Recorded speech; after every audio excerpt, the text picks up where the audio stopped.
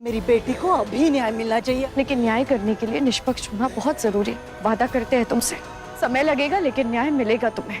काशी को कभी अपने पत्नी की तरह देखा ही नहीं मैंने, लेकिन उसे उसका अधिकार मुझे देना ही होगा। काशी, बाजीराव बल्लाड़ की बहन पर हाथ उठाया उसने, उसे छोड़ूंगा नहीं मैं। दरवाजा खोलो सैनिकों। रुक जाइए राव, ये दरवाजा हमने बंद करवाया है।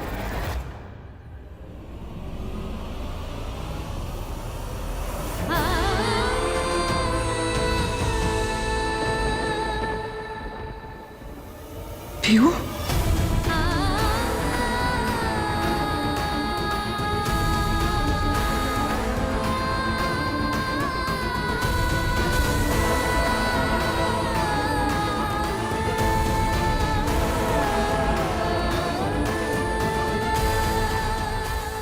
इतनी चोट। पीयू, बैठो।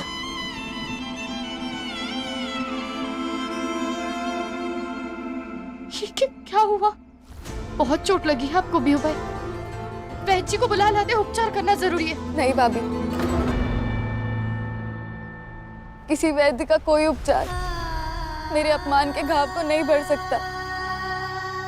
मेरे मान और सम्मान पर जो चोट लगी है उसे सिर्फ न्याय भर सकता है। मुझे न्याय चाहिए।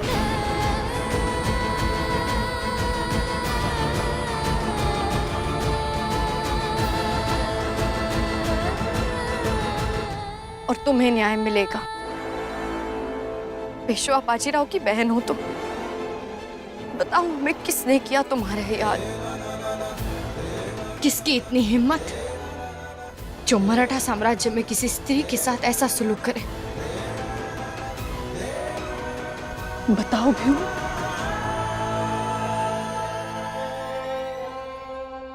मेरे पति ने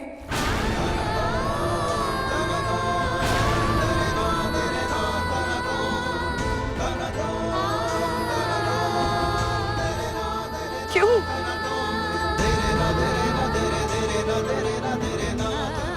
मेरे पति को लगता है कि मैं उनके पाँव की ठोकर खाकर उनकी चौखट पर पड़ी रहूंगी, और मैं पड़ी भी रहती अगर बात पति और पत्नी की होती।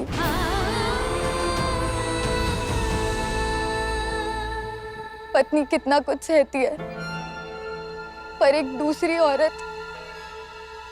औरत को कौन सह सकता है?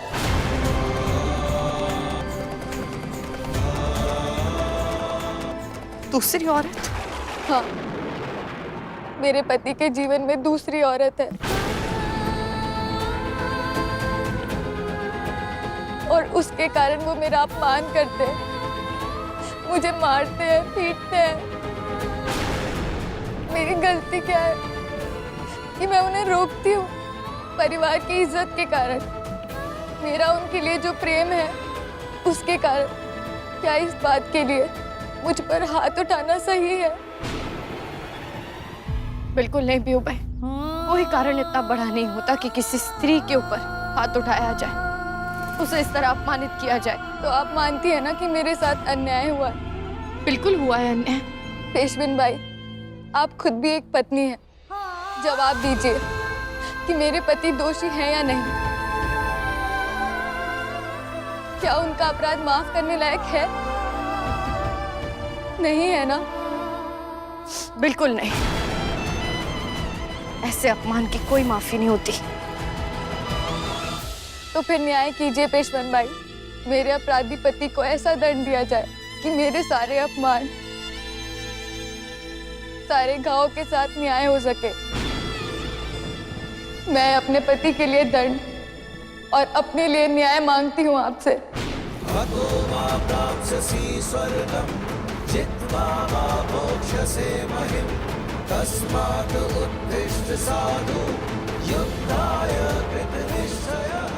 न्याय होगा, जरूर होगा। होगा मतलब? मेरी बेटी को अभी न्याय मिलना चाहिए, अभी इसी वक्त। जो न्याय देर से होता है वो ना तो पूरा होता है और ना ही उसका कुछ महत्व होता है। नहीं सासू माँ, न्याय पूरा होगा। पीयू भाई के इन घावों की छाप हमारे आत्मा पर लग चुकी है। हम तो बस ये सोच रहे थे कि इतनी गिरी हुई हरकत कोई कैसे कर सकता है, और इतनी हिम्मत कि खुद पेशवा बाजीराव की बहन के साथ ऐसा करने की जुर्रत करे।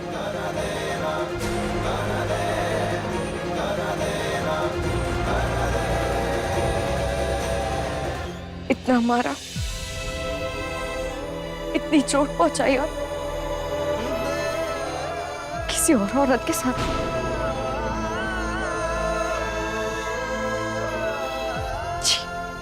मेरे अपराधी को दंड दीजिए पेशवन भाई, मुझे सांत्वना नहीं। सांत्वना पेशविन नहीं दे रही है पीयू भाई, ये तकलीफ एक औरत को हो रही है, तुम्हारी भाभी को हो रही। हमें अफसोस है कि इतना सब कुछ होता रहा तुम्हारे साथ इतने सालों तक, और इस वाड़े में तुम्हारे मायके में हम में से किसी को भनक भी नहीं पड़ी। माफ करना हमें, बस यही सोच सोच के दिल भर आया हमारा। दिल भर आया है तो दंड की घोषणा क्यों नहीं करती?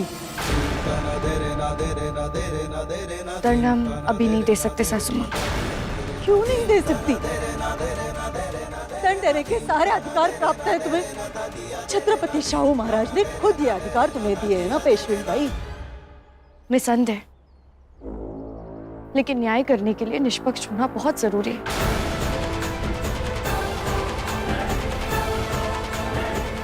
इस दरबार में सब एक बराबर है, आप जानती है सासू माँ।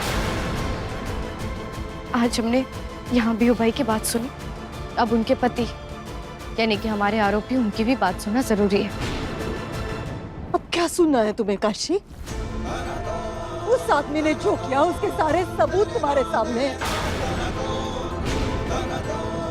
मेरी बेटी के शरीर पर सारे घाव हैं, और फिर भी तुम्हें उस जानवर से बात करनी है। हाँ, जो उचित है वही होगा, लेकिन आप हम पर भरोसा रखिए सासू माँ, क्योंकि आप जानते हैं हम कभी पीछे नहीं हटते। फिर बात चाहे भाई को दंड देने की हो या पापा के हाथों में बेड़ियां पहनाने की हो, आप अच्छी तरह जानती हैं हम कभी पीछे नहीं हटते। पूर्ण सत्य जानकर ही न्याय होता है। मैं यहाँ बहुत आस लेकर आई थी भाभी, लेकिन अब लगता है कि बाकी सबकी तरह आप भी यही सोचती हैं कि गलती मेरी ही है। नहीं बीहू भाई, किसी स्त्री को इतनी तकलीफ में देकर ऐसा कभी नहीं सोच सकते। पर न्याय एक तरफा नहीं होता। समाज के लोग कहेंगे कि न्याय पेशविन भाई ने नहीं, बीहू भाई के मायके वालों ने किया है, और वो हम नहीं चाहते। हमें ये जो पदवी मिली है उसकी एक गरिमा है, उस पर दाग नहीं लगा सकते हम, लेकिन हम पर भरोसा करो। वादा करते हैं तुमसे, अपना कर्तव्य पूरी तरह निभाएंगे। समय लगेगा लेकिन न्याय मिलेगा तुम्हें। यहीं इसी दरबार में महासभा बैठेगी, आरोपी को यहीं खड़ा किया जाएगा और अपना पक्ष रखने का मौका दिया जाएगा। एक बार सभा को तसल्ली हो जाएगी तो योग्य और उचित दंड दिया जाएगा। बहुत सुना था आपके बारे में, लेकिन बहुत निराश किया आपने मुझे। तुम जैसा सोच रही हो वैसा नहीं होगा काशी। मेरी बेटी को न्याय मिलेगा और अभी मिलेगा।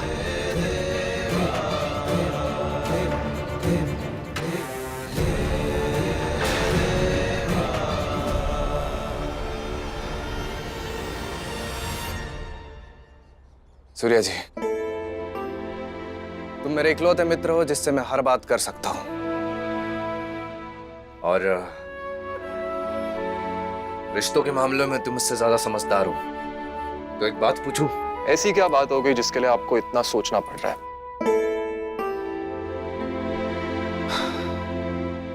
आज पहली बार काशीबाई ने मुझसे कुछ मांगा है, अपना अधिकार। पर मैं समझ ही नहीं पा रहा उनकी बातें। समझना क्या है? उनसे पूछ लीजिए। पूछा था सूर्या जी कई बार, लेकिन कहती है उसे अपना अधिकार चाहिए। इतने सम्मान दिए, इतने अधिकार दिए, पर ऐसी कौन सी चीज है मैं समझ ही नहीं पा रहा हूं। क्या तुम समझ सकते हो? वो शायद आपसे प्रेम की बात कर रही थी। प्रेम? मैंने हमेशा उसे प्रेम और स्नेह दिया है, अपने मित्र और साथी की तरह देखा है। फिर उसने ऐसा क्यों कहा कि मैं प्रेम नहीं समझता? आपने उन्हें एक मित्र, एक साथी की तरह देखा है, स्नेह भी दिया है, लेकिन कभी एक पत्नी की तरह देखा? पत्नी? अब मेरी तो पत्नी, पत्नी की तरह क्या देखना है? क्या मैं ये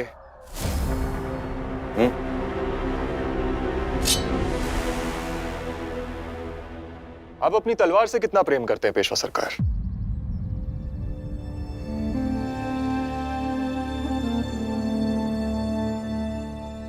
बहुत ज्यादा। ये अभिमान है मेरी, हमेशा प्राण बचाती है। अभिमान है, प्राण बचाती है सिर्फ इसलिए आप अपने सीने से लगा इसे घूमते रहते हो। लेकिन एक पत्नी तो आपके लिए अपनी नई जिंदगी की शुरुआत करती है, आपके लिए जान भी दे सकती है। उसको खुद से दूर रखा है, बिना कहे वो हर वक्त आपके लिए समर्पित रहती है पेशवा सरकार। आप राज्य की रक्षा करते हैं, उनकी तपस्या आपकी रक्षा करती है। पेशविन बाई की आंखों में मैंने जो प्यार आपके लिए देखा है, बहुत कम लोगों की आंखों में दिखाई देता है। जानता हूं, पर उनकी छोटी छोटी इच्छाएं होती हैं जो एक पेशवा नहीं, एक पति समझ पाएगा। देखिए, पुष्पोत्सव में सारे पतियों ने अपनी पत्नियों को झूला झुलवाया। पेशविन बाई आपको जिस उम्मीद से देख रही थी, आपको उसका एहसास भी हुआ। आपको उन्हें एक पति की नजरों से देखना होगा, तभी आप समझ पाओगे कि वो क्या चाहती है। चलता हूं।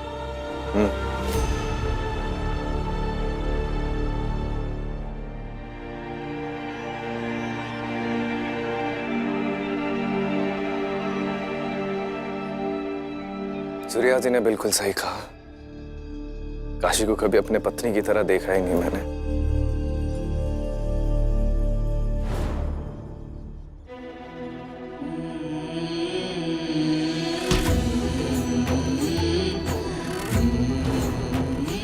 राव नहीं, बाजीराव या फिर पेशवा सरकार बुलाओ।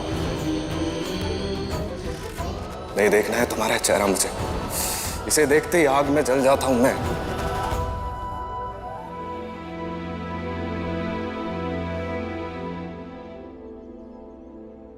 एक पत्नी का अधिकार है उसका मुझ पर। काशी ने आज तक मुझसे कुछ नहीं मांगा, लेकिन उसे उसका अधिकार मुझे देना ही होगा।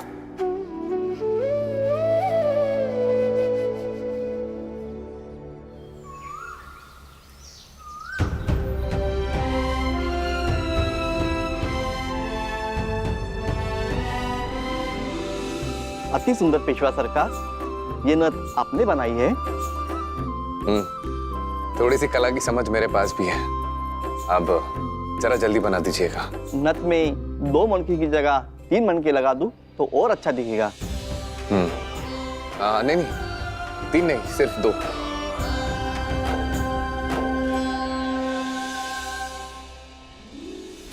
एक मैं और एक काशी, इसमें तीसरे मनके का क्या काम है?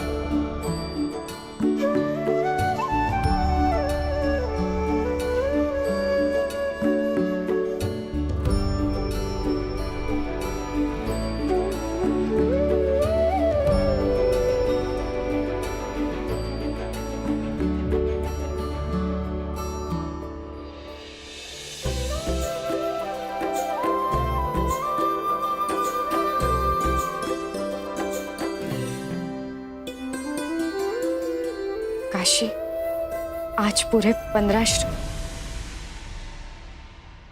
आज पूरे 15 श्रृंगार करना काशी। 15 श्रृंगार?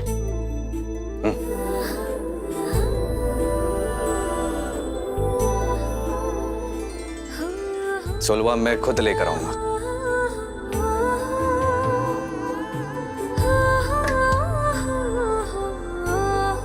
तुम्हें तुम्हारा अधिकार देने, मेरा इंतजार करना। राहु, आपने ये सब कुछ हमारे लिए किया।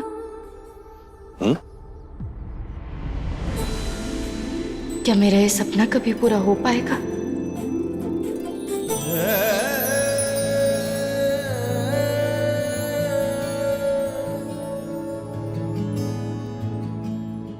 कैसा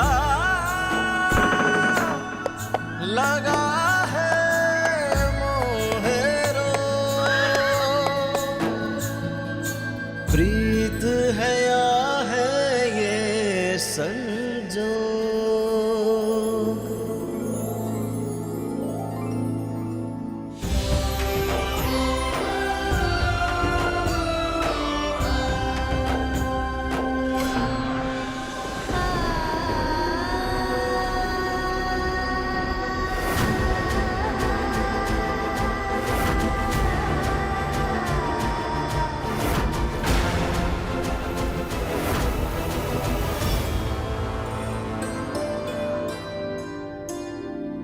लाडू, जीजा जी आएंगे ना?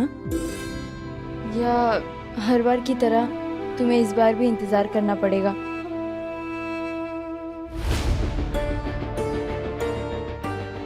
पेशविन बाई,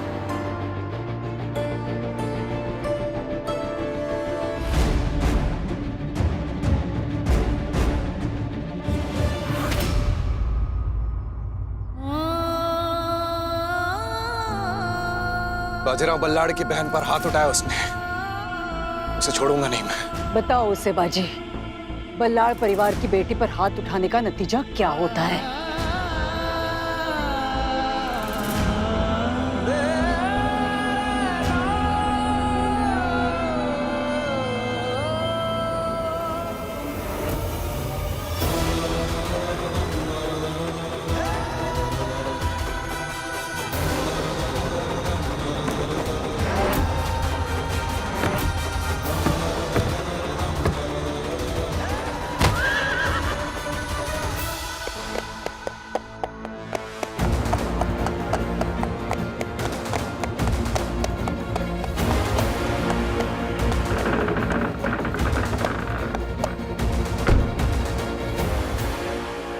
तुम्हें दिखाई नहीं दे रहा मैं तुम्हारे सामने खड़ा हूं?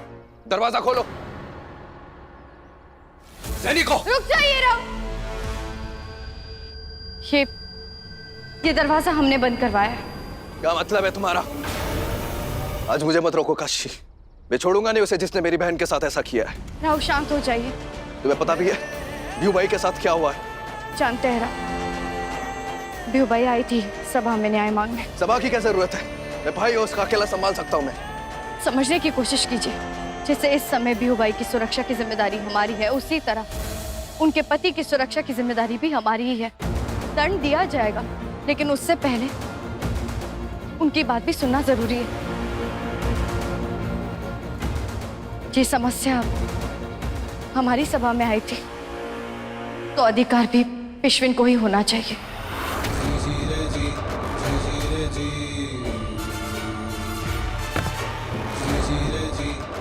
मैंने कहा ना मैं भाऊ उसका, उसके मान और सम्मान की रक्षा करना मेरा धर्म है। मेरी तलवार उसके गर्दन को अलग करके ही मानेगी। आप भाई से पहले हमारे सेनापति हैं राव।